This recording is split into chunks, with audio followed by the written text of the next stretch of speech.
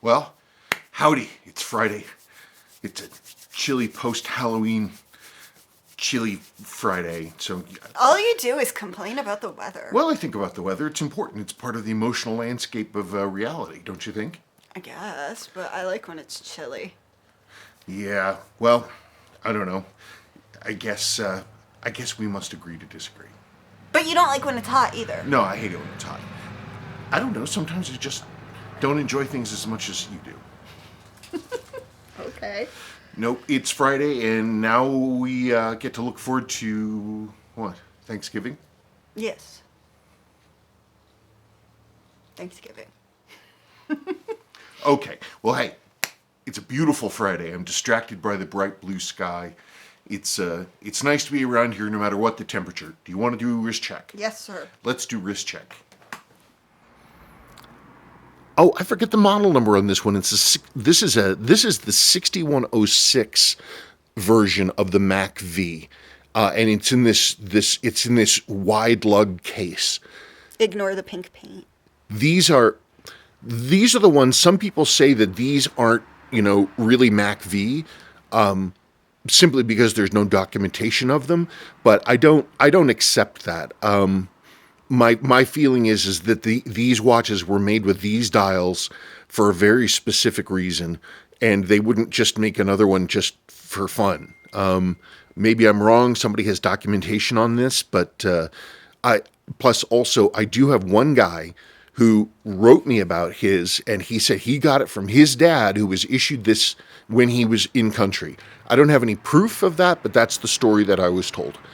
What a great watch, though. Mm-hmm. Folks, I'm still wearing it. It's off by, I think, 6 seconds since I rebuilt it. What, 3 weeks ago?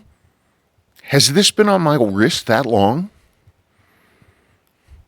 In any case, it's astonishingly accurate, and I'm just enjoying it. I'm really enjoying it. So I'm still here, looking at this beautiful gunmetal finish on this thing. It's a looker. It's a beautiful watch, and I'm having just a lot of fun wearing it. I really am. Okay. Fantastic. Mm-hmm. So, as I'm sure I will have said, I'm just going to wear it until it stops being accurate. Wow. Okay. Do you want to get started? Might as well. I don't know what that frickin' word is. What word? That word. Oh, guiloche. Guiloche? I don't know. What do I know? I should know. Amazing, and I have no idea if that's the right. And it's like a watchmaker's term, and there's so much stuff. There's all this French involved with it, because the Swiss, of course, it's one of the 3 languages they speak, and so there are all these crazy watchmaking terms that I'm not really cold familiar with, like things like that. Of course, it's not really a Seiko thing, but... Well, I didn't take French. Anyway. No. True Blue Miata. Spencer, you want real Italian beef sandwiches? Come to Chicago, home of the original Italian beef, and we'll show you and the family around. He wants to go see a museum there. U995? I don't know. I want to go to the Chicago Museum of Technology, if that's the right name for it. They have a U-boat there. That was one of my dad's favorite things in the whole world, and I never got to go see that with Dad, and that would have been pretty cool to have done. Sebastian loves World War II and boats and planes and submarines. I don't think it's so much he likes World War II. It's that he just freaking loves boats and submarines and bombers and stuff. I don't know. I don't think it has to do with the war in general. It's just the technology. Yeah, it's pretty amazing. And I believe me, I've thought about it. The last time I was in Chicago was for the King Tut exhibit in 70, whatever the heck it was. Why are you looking at me? I wasn't there, man. Honey, when I married you, I gave you my entire life, and every memory that is mine is also yours. Wow. Okay. Anyway, so yeah, we'd love to come. I don't know, how we put that one together, but that would be fun. Well, the kids want to go to Oregon next, so that's next on the docket at some point. Anyway, now to the actual part the question. Oh. What is the point of the unidirectional winding as the 7750 has? I have one in my Chronoswiss Kairos, a beautiful silver guiloche crap dial watch. The movement was heavily worked and looks beautiful under a display case. Interestingly, it has no perceptible rotor whirl that this movement is known for, almost as if it was modified to have bidirectional winding. Is that possible? Can I see that again? Of course.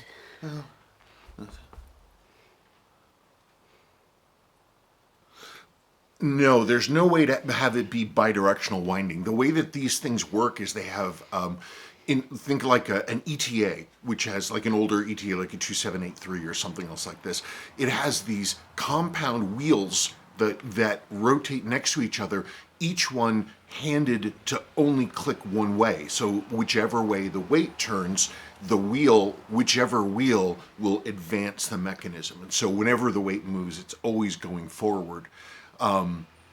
Seiko did away with all that stuff because they came up with their magic lever system, which is, this beautiful, beautiful piece of brilliant engineering in its simplicity and elegance, that it doesn't have any moving parts. It itself is the part and everything else. It's really cool. I don't think that they had room for two of those little round self-ratchety-dealy wheels, in that winding bridge assembly, if I remember correctly. That would be my only guess. When you're talking about the whirl, you're talking about like what they call the 7750 shuffle. You can feel it if you get the weight spinning. You can feel it going boop, boop, boop, boop, boop inside the watch on your wrist. And that's because there isn't drag, because it's only winding the one way. I don't know. It's a very practical movement. The decisions and the choices they made were practical. It's not designed to be a beauty queen. It was designed to do its thing. So there was a functional reason that they only went unidirectional. I'm sure someone has the answer. I wish I did, because I just spent a whole lot of time saying I have no idea. I have Moving theories. it, grooving it. Moving it, doing it, Tactical Truth 8118. Well, this was a fun mail call. I'm glad we were entertaining. Yes. Question: which is the toughest of the Seiko 6139s or 6138s, and why? Was thinking that it might be the 6139 700X because it is a flyback chrono, but I am new to the vintage Seiko watches and wasn't sure. Thank you. Well, they are, on one hand, you've got two things when you have a. Okay, got it. Okay, so the way Seiko works with their numbering systems, so you said toughest 6138 or 6139. Those movements, those are the movement numbers. So that's the engine of the watch is in there, 6139, which is single register, 6138 double register with additional hand winding, both with date. So they're all going to be the same. And internally, Seikos, they're always going to be identical. But, your question actually made me think, is there going to be a case that is like the most durable for a 6139 or 6138? I personally think, well, you know what? I'll put in a little segment. So let's settle this toughest question. What's going to be toughest? These are the 6138 case examples that I have in house. I do have a 6138 baby jumbo case, but it is that's all I have. But they're sort of slimmed down, sort of a helmety style, supposed to be with integrated bracelet like this. I mean, in terms of actual toughness, to approach the question, seriously, Seiko's casing is second to none. Their casing is beautiful, heavily over-engineered. They do amazing stuff. That said, these two both have acrylic crystals. Makes it, it's just not as durable, potentially, as Hardlex. And this one, 6138 7000, has this absolutely exquisite calculator ring diddly on it. This watch is original. This is such a cool watch. It's such a cool watch, but this, getting scratched up, and also, the cursor ring, the original cursor ring, makes this a more delicate choice. And I think a couple times, but whenever I put this one on, I think, I'm more aware of it through the day, simply because I want to be, mindful of it. But what a watch. Boy, that's a great watch. I haven't worn this watch in a while. Isn't that beautiful? This cursor ring's original. It's the real deal. We can make the aftermarket copies of these, but they're clear plastic, not blue, so they won't be mistaken for originals. The originals were blue, like that. That's a really nice watch. Okay, toughest. Me, honestly, all things considered, I'd go with the Yachtman, simply because it's such a tight, streamlined design. Nothing, it's not going to catch on stuff. It doesn't have bits on the outside that can get ripped off. Nothing like that. It's a really, really strong and sensible design. This is a really early one, speed timer JDM with the arrow tip hands and the original 2-part sweep, which is faded to yellow. You can see that blob of lacquer there, which is used to sort of seal the watch. That's unfaded. It's still orange. The rest of the hand would have been orange like that, same color as those flashes. This whole watch is pretty faded. This one lived in a lot of sun. But that's a pretty tough case, and it's smaller. These are so beautiful when they're fresh. The orange is just surprising. They mellow to the champagne color like almost right away. I swear, it goes so quickly. This is the non-loomed version. This is the loomed 5 Sports version. Personally, I love the look of the arrow tip hands. Here's a Project Bluey I've got. It's a runner. It needs service and hands and all that. This is out of my watch box. There's that springy JDM bracelet extension. That's a pretty watch. Isn't that neat? Dial is even still a little orange, not completely faded. I gotta check that gasket. I got a button sticking in. I'm not happy about that. That one seems fine.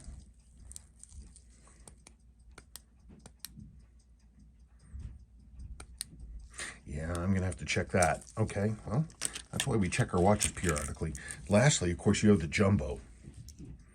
This, I would say, is not the toughest. It's got this big, huge, high, hard-lex crystal, and these edges are going to get chewed up a little bit. It's a big watch. It's going to bonk against things and stuff. Extremely clean design, though. Isn't that a beauty? What a fantastic, fantastic watch. This is the one called Petrol. Blue gasoline. I don't know why. It's the blue one, which people call Petrol. It's a fantastic design. Anyway, which design do you think is the toughest? I'm a total goof. I forgot. There's Panda for you on a strap. I don't have the original bracelet for this. They get this sort of gold patina to them. It can be a little and it can be a lot, but it seems to affect almost all of them. It's some oxidation of the metal layer underneath the top clear coat. Everything else on this watch is original. I never even got to own this watch. Sabrina asked for it as soon as it came in. And of course, one of the most important and well-known designs. This is completely unrestored watch. I should not have done that. I'll fix that. There we are, all better. These are really cool. This is original, it's unrestored. That's a pretty tough design. These buttons, I don't know, I think they'd catch on more things being up here, so maybe this one isn't going to work out in the toughness department, but like I said, they're all tough. That's a tough looking watch, isn't it? It'll look nice when I get the loom cleaned up. You know, whenever I make time to go through this one and service it and everything. I'll clean that up, see if I can get the loom to look like this one, which I cleaned up for this week's work. This one was, they were about equal in different ways. This one had more spots. This one is more colored overall, but I think it's a little darker than this one was. It'll look nice, huh? Okay. There. That's the end of the 6138 show and tell. Okay. Last Nine Breaker, the exact YouTuber you are referring to. Oh, I was talking about this guy who gets old military rations from whenever and reviews them basically by consuming them. Was Steve 1989 MRE info. My favorite video was when he tried the 1899 to 1902 dried concentrated beef ration that was still good due to the lack of fat. Brave man for eating 120-year-old beef. Yeah, he's great, and he does, the way he breaks down his videos it's actually really funny, and it's really clean. He's in a very sterile room, and it's just him and whatever the heck it is he's looking at, and you know, sometimes he'll get cans of stuff that, you know, they hiss when he opens them, and he's like, yeah. But my favorite moment from him actually was when he broke open a World War II pack and got out the Camel cigarettes. And he lit one up, and he was like, whatever. Hey, you know, like I said, when I was 8, I tried them. CMB 1972. Thanks for the answer on the 6105 AB. I had the same Leisure over 10 years ago, was very tidy with mint loom, felt too thick on my slim wrist, so I sold it on eBay. I remember it took ages to sell, and I was knocked down a fair bit due to it being of unknown servicing, but worked fine. I think it got 250 pounds. Yeah, I don't know. It blows my mind because they're just, you know, they're everything. There's so much watch for the money. They're so great, and they have that real, if you know factor to it. It has like an extra little cool factor. John Boy of Alaska. Hello, Mr. Boyarski. Dear S&S, gold plate versus rolled gold versus gold cap. I have learned the difference between these three by working with them over the years. A lot of vintage bullivas are rolled gold, which is much like the gold cap you mentioned. Rolled gold is just about measurable with calipers. It polishes up nicely, at least by hand. I don't use a polishing wheel on anything plated or rolled. I've had luck with some of the Seiko 7 and quartz watches from the last 35 years by polishing them by hand. Often some plating is missing. Light hand polish can spread the plate into the worn off area and hide the missing gold plate. I was surprised the first time it happened. Don't know if it'll make the show, but hope it helps someone else. Whoa, it made the show. It made the show. Yeah, I mean, it makes sense. I mean, that's what happens when we do burnishing. When you burnish at a surface, just at that point of contact, the metal will basically run a little bit like, you know, like it'll get a little squishy, and without breaking, you can actually squish it along and smooth it out. So what? I don't know, just squish sounded funny. Well, you know, metal it's a funny medium to work with, but you wouldn't think that you could have the outside of it be like that, but that is the case. But that's very cool to know. Thank you, Mr. Boyarski. Bark, bark, bark, bark. Bark, bark, barkity bark. The neighbor just pulled up into his own driveway and the dog's barking. Erilyn 82. As one guy asked you, do you have recorded the loom cleanup? Well, no, I do not have. I have a couple videos that show it in like like fast. I speed it up because it's a really long, slow process. It takes. The last dial I cleaned was a day and a half on and off. Not like me 8 hours a day going like this, but I was checking on it, doing other stuff, coming back, checking on the dial, working and keeping it going. So I don't have anything that needs to go out. Neither do I. So, I mean, I have a few like sped up videos. So if you search my channel for loom, I should have an answer. I should be able to say, oh yeah, I've got a video on that. I know I do. I don't know what it's called. But there's just really not a lot to see. Everybody wants to know your formula, and then you're going to get yelled at again, and blah, blah, blah.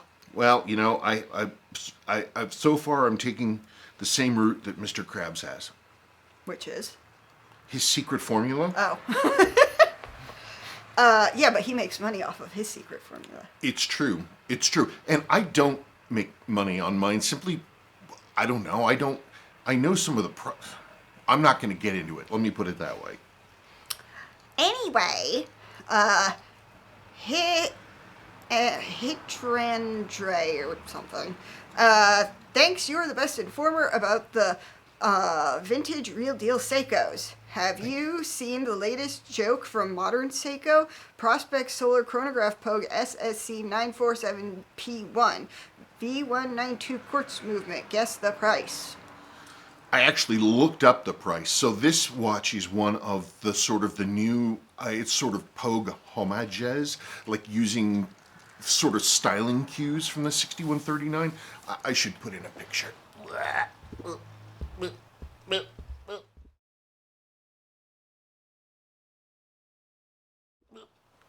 And we're back. And the price, $800 list. I don't know. That seems a little bit out of control to me. I wouldn't pay that much money for that watch at all. I would have pegged it at the something you could potentially pick up at Kohl's for like $375. Something like that. I hope I'm not insulting anybody, but we all have our own tastes. Yep, it's true. Okay, now it's the for sale video for the 6105 8000. Average Bros. Hi, Spencer, big fan. Any chance you can upgrade it to hacking?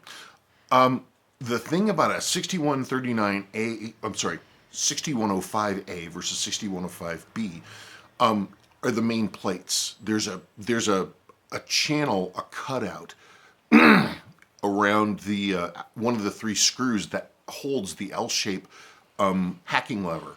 So that piece is not machined out on the A. Literally it's not there. So there's no place to put that thing. So the only way to get hacking is to put in a 6105B, or if you're feeling really creative, you can put in a 6306 or a 610. No, not a 61, because those are pull and turn. Those are push to turn. That's what she said. Oh I'm sorry.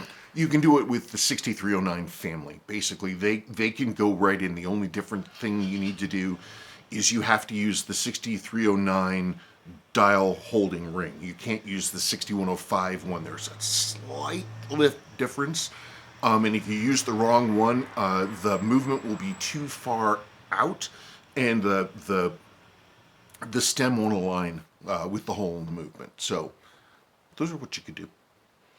4FM Seiko 6139 6005 repair. Tactical Truth 8118. Fantastic servicing. Question: do you recommend to keep the chronograph running full time or keep it stopped engaged? Which is more stressful on the clutch? Short answer is chronograph running is less stressful, simply by virtue of when the chronograph is running, that means the clutch plates and the clutch plate spring are not being compressed. The operating arms, which are like clutch arms that separate that, those are to the side, they're idle, and the entire chronograph wheel, the whole middle section of it, and the date wheel section and its pinion, the whole thing operates as a unit. Seiko's 6138 and 6139 chronograph, they're different in their sort of philosophy from Swiss watch, in that a Swiss watch, they're all based, it's like a classic Swiss chronograph is based on a three-hand movement. You take a three-hand timekeeping movement and you add chronograph features and you pull power off that three-hand movement to run those chronograph features. Seiko with a vertical column is the opposite. The natural native state of a Seiko chronograph is to be running the chronograph, and then you have the option to disconnect the chronograph part and separate it out so that you're just running the train part. But from a design philosophy, they're 180 degrees different from each other. Let me see that really quick. The best way to avoid stressing them out, though, the biggest thing for me is not so much if they are running or stopped, it's the transition between the two. Because that's where you, the owner, get directly involved. Because of a... Just got the LO Bean catalog. Anyway, I'm sorry, to continue. It's a quirk of how Seiko designed the 6130X family that when you press that reset button, the force of your strength is going right into the watch. And that's where the damage happens, because like if you do if your spring clicks aren't set up right, it should not be really that hard to push that button. But if there's no lubrication, or the watch is dirty, or there's wear to the pinion on the hammer, things like that, things can start to catch. And then you have to press harder to make it work. And then when it does work, you unleash all this extra power that has to go somewhere, and it goes into these beautiful, delicate components. And that's where the damage comes from. So the most important thing to me is to make sure your watch is serviced. The upper button and the lower button should take about the same amount of force to use. You really want to think about that. If the upper button is stiffer, there's something you want to look into to try to ease that up. And whether you're running the chronograph or stopped, when you run the chronograph, and if you want to stop and put it back to 0, I recommend, no matter where it ends up at the end of your timekeeping, run the chronograph until the hand is up just like at 01 or 02. Stop it there and then reset, just as gentle as possible, because all the force of your thumb goes right into the chronograph wheel, and that can cause some trouble. Where am I? KVW is looking at old new watches. Seiko 6105 8000 Slim Willard. Richard Rabi 6266. I just managed to find my first as a project, Feb 69 Proof 8000. They are really superb looking, and the production run 68 to 71 or 72 makes them, in my mind, what really would have been bought, worn, and used by most servicemen during the Vietnam conflict rather than the Willard 811X. I also have a 6309 7040 and a 6106 8100, and trust that this watch will wear similar to the latter, which is so comfortable. Yeah, they are very comfortable. I agree with you about the 6105 Slim Willards, and I mean, that's been my opinion for a while. I mean, not that it really means anything. I'm just thinking, likelihood. But I had a guy write me just this last week, Vietnam veteran, and he still has his Slim Willard, and he bought it when he was in country. He bought it at a PX. He still has it, and I'm gonna get it in here, and we're gonna get to go through it. It's gonna be really super cool to get a pair of eyes on a 6105 Slim Willard that was there. So that's coming up. Last 9 breaker. It was only a year ago that NOS Lejour 7750 would be $650 to $800. They were a steal. Now they seem to be double the price used, but vastly depending on the model. There are some cheap outliers, but they're non-desirables that nobody likes the look of. Oh, that's crazy. That's crazy. I think my silver one, I think I paid $800 for it. It's a nice example. I think I paid $800 for it however long ago that I got it. Simply because I liked the look of it. So maybe I overpaid at that time. I don't know what they're worth now. I haven't looked at them, but I have a feeling that people are interested in them and people are talking about them, and that therefore their price might go up, especially if they're perceived to be a good value, which they certainly are. I mean, it's still. I mean, the thing was made by Hoyer. How much does a branded Hoyer go for? Granted, they're two different things, but How are they two different things if they're not? brand is everything. Brand is everything. It's just like, you've got Gibson, the guitar company, and then you have Epiphone, which is their Plymouth to their Chrysler or whatever the heck it is. And so it's the same, but it's for like a given value is same, and it's not the same. And for people who are really brand conscious, that might be a problem. It's a dog. I bet our dog would like that bad. Probably. Dog. Woof. All right. Last one. 4mm Seiko 7017 8000 speed timer evaluation. BIF TAN BTTF. I'm having a hell of a time getting my 7017 to run well after service. Do these tend to wear through escape wheel pivots by chance? I haven't noticed. The trains are always kind of sloppy. I'm not entirely sure. I've had,